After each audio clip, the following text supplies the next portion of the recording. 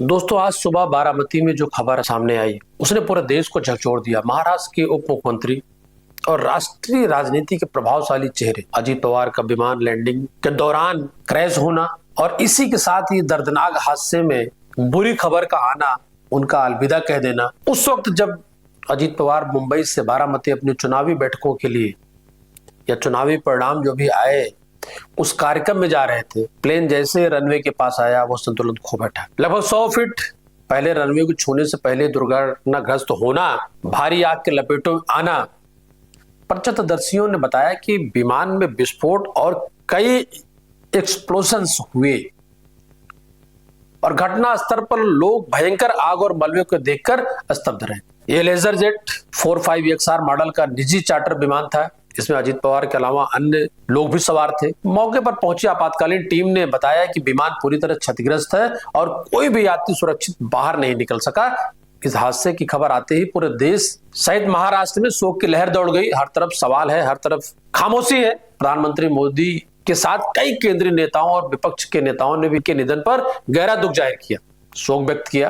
अब हम पीछे मुड़कर देखते हैं कि अजीत पवार थे कौन, उनका सफर, उनका संघर्ष, उनकी राजनीति, उनके फैसले और उनका प्रभाव क्या था। क्योंकि आज उनका दुनिया से यूं ही चले जाना इस दुर्घटना के साथ। उनका जन्म महाराष्ट्र के अहमदनगर जिले के देवलाली प्रवरा इलाके में हुआ। वे एक राजनीतिक परिवार से थे। उनके चाचा शरद पवार देश के बड़े नेताओं में जाने जाते रहे और स्वयं ये कह सकते हैं कि अजीत पवार विगत 15 साल के राजनीतिक करियर में देख लें तो 15 साल में ज्यादा सुर्खियों में रहे, खासकर भाजपा के साथ आने को लेकर के, भाजपा के विरोध को लेकर के, बाकी चीजों को लेकर के। आज उस पर चर्चा करने का वक्त नहीं मित्रों। अजीत पवार ने सिर्फ एक नाम नहीं बल्कि उसकी दो अलग पहचान भी थी। उनकी शुरुआत किसी बड़े स्टेज से नहीं हुई, किसान, सहकारी क्षेत्र और ग्रामीण नेटवर्क से जुड़े हुए संस्थाओं के साथ जुड़े। उन्होंने कोऑपरेटिव मूवमेंट में काम किया और अपने गांव क्षेत्र में बहुत जल्दी अपनी फैट बनाई। पुणे जिला सहकारी बैंक में अध्यक्ष के रूप में उन्होंने लगभग 16 साल तक सेवा दी और उसी दौरान उन्होंने लोगों के दिलों में एक अपनी पकड़ बनाई। 1991 में उन्होंने पहली बार लोकसभा चुनाव लड़ा और जीत हासिल की, लेकिन उसके बाद उन्होंने वो सीट अपने चाचा शरद पवार को सौंप दी, जो खुद राजनीति के मैदान में बड़े स्टेब्लिश्ड और सक्रिय नेता थे। उसके बाद अजीत पवार ने महाराष्ट्र विधानसभा में अपनी सीट चुनी और बारामती से लगातार जीतते रहे। उनके लगातार चुनावी जीत ने साबित किया कि सिर्फ पावर के लिए नहीं बल्कि जनता के समर्थन और काम के लिए राजनीति में है। राज्य में उनके नेतृत्व की असली पहचान तब बनी जब बतौर उप मुख्यमंत्री चुने गए या बनाए गए। अजीत पवार महाराष्ट्र के उप मुख्यमंत्री पद के पर कई अलग अलग सरकारों के साथ रहे और हर बार उन्होंने वित्त, कृषि और ऊर्जा, जल संस्थान जैसे अहम विभाग मंत्री की भूमिका निभाई। उनके पास राज्य का वित्त, बजट मंत्रालय, कहा जाता है कि महाराष्ट्र के बजट और विकास नीति के वो बड़े स्तंभ माने जाते रहे। बड़ी दूरदर्शी सोच थी। राजनीति में उनका सफर आसान नहीं था, आलोचनाएं भी खूब हुई, विवाद भी उनके नाम पर खूब रहे, लेकिन उसके बावजूद वे सत्ता के समीकरण में बने रहे। 2023 में उन्होंने अपनी पार्टी एनसीपी में बड़ा बदलाव किया जब उन्होंने पार्टी के एक बड़े हिस्से के साथ अलग होकर बीजेपी शिवसेना गठबंधन सरकार में उप मुख्यमंत्री के रूप में भूमिका निभाई। यह फैसला राजनीतिक विश्लेषकों के लिए एक बड़ा मोड़ साबित हुआ, क्योंकि इससे पहले न केवल पार्टी की दिशा बदली बल्कि सत्ता समीकरण भी बदला। अजीत पवार उस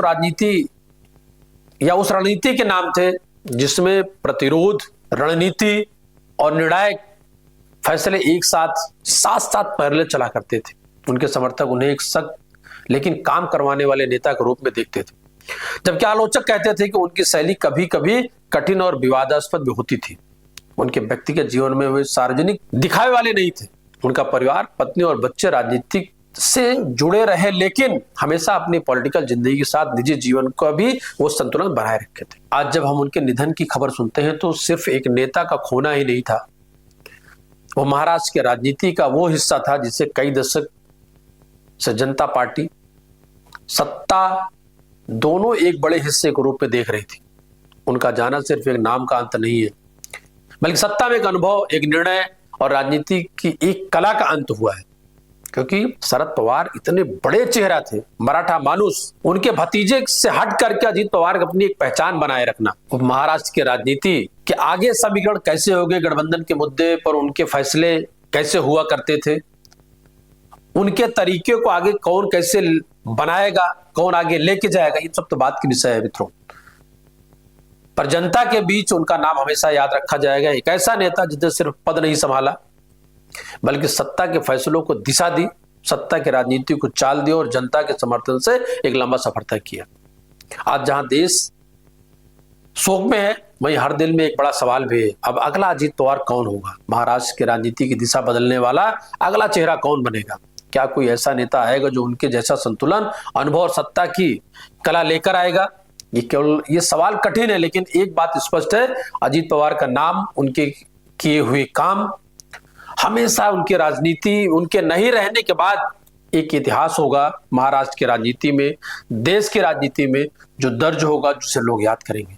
हम उन्हें याद करेंगे, उनके संघर्ष को, के उन दिनों को, फैसलों को, उनकी राजनीति की दुनिया में, और सबसे बड़ी बात उनके लोगों के साथ जुड़े रहने की जो उनकी क्षमता, जो कला, क्योंकि विगत दिनों शरद पवार के साथ से अलग होना और कई बार ये चीजें उठापटक में चलती रही, शिवसेना गठबंधन के साथ सरकार, कांग्रेस गठबंधन के साथ सरकार, फिर भारतीय जनता पार्टी गठबंधन के सरकार, फिर एनसीपी के साथ सरकार, फिर एनसीपी के बगैर सरकार, शरद पवार के नेतृत्व में नेता, शरद पवार से बगावत करके अलग होने वाला नेता। लेकिन इन सब बातों के बावजूद एक बात जरूर कहेंगे कि जनता ने उनका साथ कभी नहीं छोड़ा। दुखद है पर यह सच है, आज हमारे आपके बीच वो नहीं रहे। और विमान दुर्घटनाओं की अगर हम बात कर लें तो चाहे पूर्व मुख्यमंत्री रेड्डी की बात करें, कांग्रेस के बड़े नेता माधवराव सिंधिया की बात करें, एक लंबी फहरिस्त है। निजी हेलीकॉप्टरों में नेताओं, बड़े नेताओं की क्षति इस देश को बर्दाश्त करनी पड़ी, गुजरते रहे। आज यूनाइटेड भारत की तरफ से उनको श्रद्धांजलि दी जा सकती है, उनके परिवार को इस बड़े दुख के साथ सहन करने की एक अपील ही की जा सकती है। नमस्कार, धन्यवाद।